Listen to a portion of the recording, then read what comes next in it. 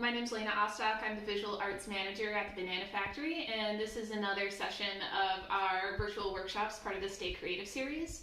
Of course, the Banana Factory right now is closed to the public, and the stages at ArtsQuest are quiet due to the coronavirus outbreak, but I'm so happy to still be able to make content for you guys and get everybody involved in the arts.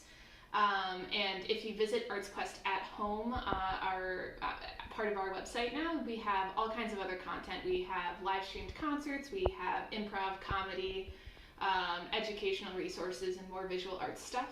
If you like what we're doing, it would be a huge help if you support us by donating directly to ArtsQuest, or even buying a gift card for a future performance or class or anything you might want to do. And it's as easy as going to artsquest.org/donate to do this. But for today, I'm actually going to show you guys how to make a melted crayon Suncatcher.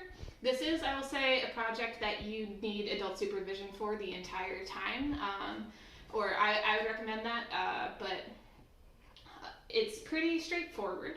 All you really need is crayons, wax paper, and an iron. The first thing we're going to do, I sped through some of this and prepped ahead of time so you guys don't have to watch, but you do need to either kind of shred or chop up, crush some crayons. There's a few ways that you can do this. If you have a bunch of extra crayons and don't mind kind of crushing them up, you could honestly take like a hammer to them and just crush them really quickly. If you have a pencil sharpener that you're able to use on crayons, I know like even the 64 count Crayola boxes sometimes come with a crayon sharpener in the back of them. That's a great way to do it. I don't want to waste the entire crayons, and I don't have a pencil sharpener I want to use. So I'm actually going to use a pair of safety scissors. This is something you want to do carefully if you do it, but I just kind of peeled back. I actually went for the bottom of the crayon rather than the top so I could preserve the point. I peeled back maybe a ½ inch of this, and I'm just going to very carefully shred back and forth.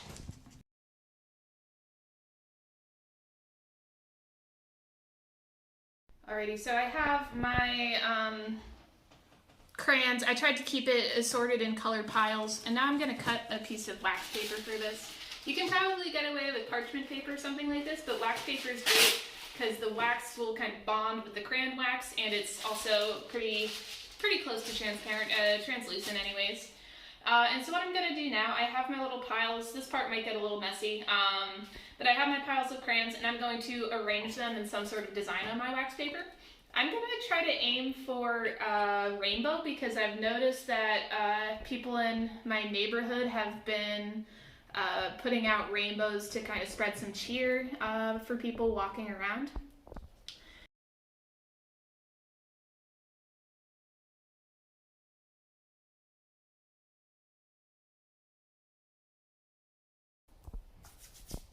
Alrighty, so what I'm going to do now, it looks like it's going to be kind of a messy rainbow, but I'm okay with that. We're mostly here to have fun. And I'm going to fold my wax paper over top here. It's nice to have a little bit of overlap on all sides because when the crayons melt, they will kind of spread out a bit.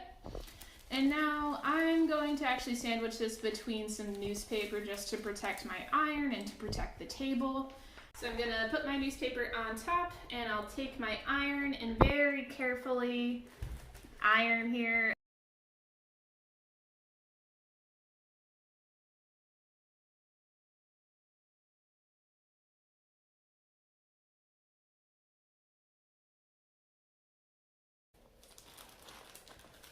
Alrighty, that's all a little bit more transparent, so I'm gonna let this cool for a little bit, and then I'm actually going to cut it into some new shapes, and maybe I'll turn it into something completely different since the rainbow didn't quite work out. Alrighty, so I think now I'm going to try to turn this into a flower since the rainbow didn't really work out.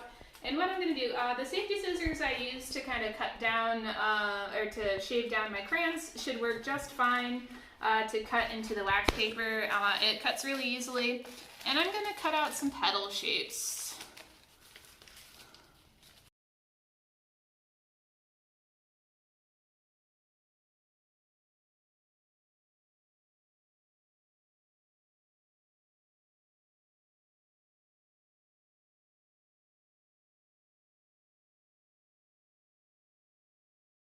Alrighty, and now I'm going to use clear tape to kind of tape this all together into a flower petal shape.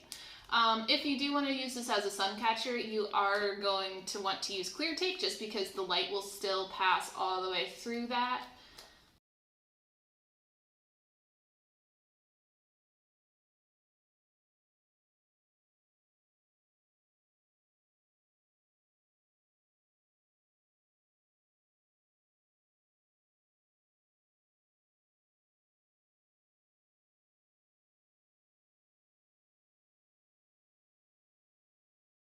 Alright, I'm happy with this for now. I have my flower with a leaf, and what I'm actually going to do now, I'm going to use clear tape to tape it into my window.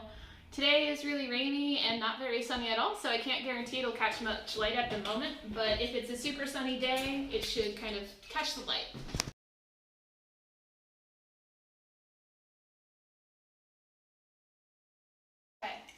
So we have our sun catcher in the window. I think it looks a lot more colorful and a lot more interesting with that natural sunlight coming through it.